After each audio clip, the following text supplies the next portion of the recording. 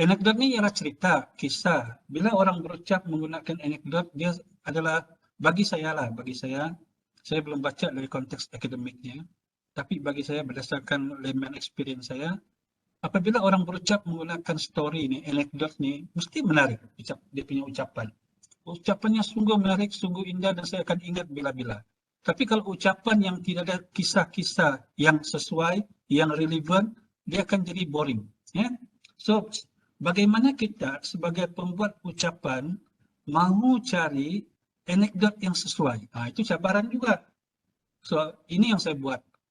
Saya ni jenis yang orang bilang quite macam bila saya dapat tugas begini, saya akan pergi sedalam yang mungkin tentang Prasmi itu. Saya cek dia punya profil, saya cek dia punya statement, saya cek dia punya penulisan kalau ada, saya cek dia punya isu-isu kalau ada.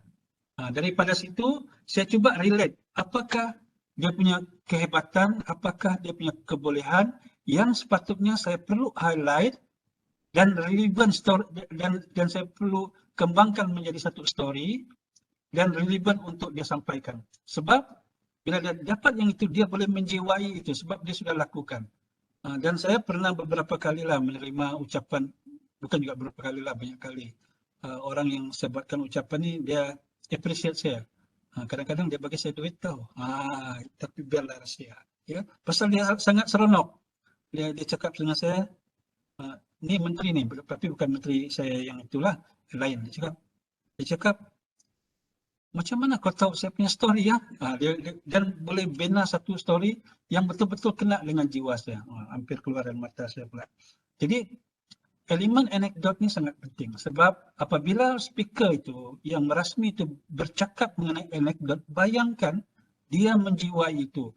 Bayangkan audiens, lagilah audiens akan terhibur sebab dia dapat menyampaikan dalam keadaan yang sempurna. Itu. So, anekdot ni orang gunakan untuk menekankan lagi sesuatu idea yang dilontarkan, yang bersandarkan kepada objektif. Ya. Dan bila anekdot ni, selalunya part anekdot ni, Prasmi tu dia akan cuba secara santai. Ini yang kelebihan dia. Dia akan cuba secara santai dan dia buat story. Dia akan cakap begini, saya teringat suatu ketika dahulu semasa saya kanak-kanak, saya naik basikal. Confirm mesti luka baru lulus, betul kan? Contoh. Ini kita cerita kita naik basikal. Selagi kita tidak luka, kita tidak pandai naik basikal. Betul atau tidak? Jawab sendirilah ya. Betul. Jawapan dia ialah betul. Saya masih ingat luka saya yang pertama ialah di buku lali. Saya ingat itu. Sejak itu saya pandai naik, menunggang basikal lah. Tapi kalau naik motosikal saya fail lah. 2 kali aksiden, hampir maut. Jadi anekdot, pentingnya anekdot ya. Lagi satu, mungkin sebelum itu mungkin rakan-rakan bertanya dengan saya, macam mana kita mau supaya orang yang merasmikan itu faham anekdot yang kita sediakan ya. Ini cabaran sebenarnya. Tapi ini pengalaman saya lah. Mungkin sebab saya sudah biasa dengan particular person. So apa yang berlaku, bila saya buat draft, orang tu akan tanya, panggil Zakaria sini, dia cakap, okay, saya pun jumpa dan dia cakap, Zakaria, boleh kau ceritakan bagaimana mau explain ini cerita ini. So apa yang berlaku ialah kami melakukan satu sesi rehearsal secara tidak langsung. Saya beritahu begini, ini saya punya bos lah, menteri lah. Datuk begini Datuk, ini Datuk kaitkan dengan cerita Datuk masa lampau. Tapi idea dia begini Datuk, saya cuma sediakan basic ni, tapi nanti kalau Datuk rasa mau ikut boleh, tapi kalau Datuk boleh spontan lagi bagus. Isi kami ada sesi yang itu dengan Prasmi. So dia boleh menguasai anekdot itu. Anekdot kena nampak natural. Anekdot tidak boleh membaca. So cabaran kepada Prasmi lah. Jadi sama ada dia seorang yang berkeupayaan menguasai anekdot ataupun kita perlu jumpa dia dan explain dengan dia. Itu elemen penting. Throughout my experiences memang banyak saya berjumpa dengan Prasmi yang begitu. Saya cerita yang bab-bab ini ya. Okey, contoh keperbandingan. Apa tujuan contoh?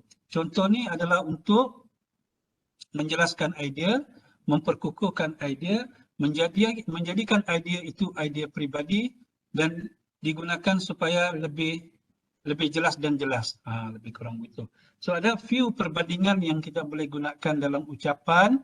Saya cuma sebut 4 di sini, sebenarnya banyak lagi. Yang pertama penjelasan. Penjelasan ni kita menggunakan statistik, kita menggunakan analisis, description tentang sesuatu ideas. Analogi ni saya suka. Analogi ni ialah kita menggunakan perumpamaan yang dekat di hati khalayak itu. Contoh kalau kita membuat ucapan di kumpulan komuniti nelayan, kita bercerita tentang laut, kita bercerita tentang udang, kita bercerita tentang ketam, kita bercerita tentang tiram, contoh. Jadi dekat di hati mereka. So mereka lebih seronok mendengar perbandingan yang begitu. Kalau kita bercakap dengan kumpulan ahli perniagaan, kita bercakap tentang ekonomi masa depan yang mana boleh diperkukuhkan dengan kesatuan semua ahli-ahli perniagaan, contoh. Mereka suka yang itu. Humor, kecindan ni saya baru tahu yang humor itu kecindan, bahasa pasar lawak lah.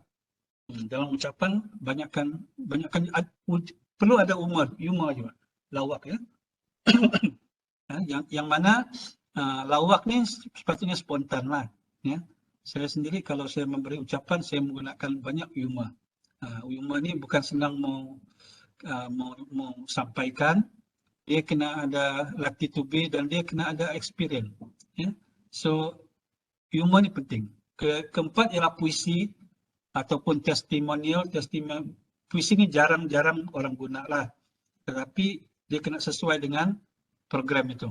Testimonial ialah seperti dapatan atau fakta yang telah dibuktikan oleh penyelidik, yang telah dibuktikan kejayaannya, itu testimonial. So 4 ni yang selalu saya gunakan lah. Sebenarnya banyak lagi. Ya, contoh-contoh untuk buat perbandingan.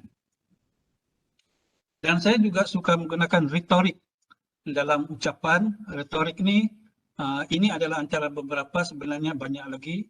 Soalan retorik, metafora, personifikasi, hyperbola, simile.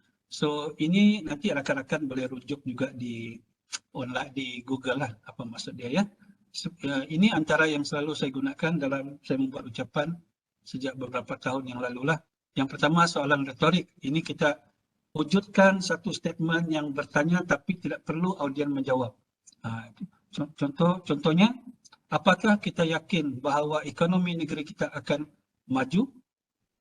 Jadi kita buat statement itu, lepas itu kita untuk menjawab soalan berkenaan kita perlu renungkan, lebih kurang begitu. Kita tidak menjawab yang itu. Tetapi sekurang-kurangnya kita menyentuh naluri pendengar, khalayak, bahawa ada satu isu masa depan yang perlu kita selesaikan, sama-sama selesaikan apabila kita mula berfikir sedemikian. Lebih kurang begitu. Metafora dibentuk berdasarkan analogi yang menyamakan sesuatu benda dengan benda yang lain. Metafora. Nanti rakan-rakan ceklah kan apa itu metafora. Personifikasi. Objek bukan manusia diberikan sifat manusia. Hyperbola, melebih-lebihkan sesuatu melalui ungkapan. Simile, perbandingan. Dia kejam seperti popot dan sebagainya. Saya tidak elaborate pada yang ini. Ini adalah sebahagian daripada latih to be rakan-rakan lah ya. Nanti rakan-rakan cek di mana-mana bahan. Apakah maksud yang? Tapi ini adalah elemen-elemen penting apabila kita membuat satu ucapan yang berkesan. Okey. Ini akhir babak yang ketiga rasanya. Kalau ada apa-apa